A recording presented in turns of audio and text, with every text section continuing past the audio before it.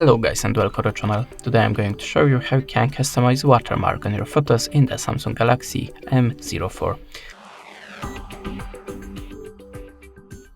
So at the start, open the camera app, then go to the settings. Remember to keep the back camera activated, and now just tap on the watermark.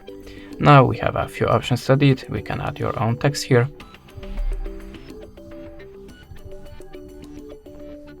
Like this one, click save. You can add a date and time, change the font of your watermark and the place of it.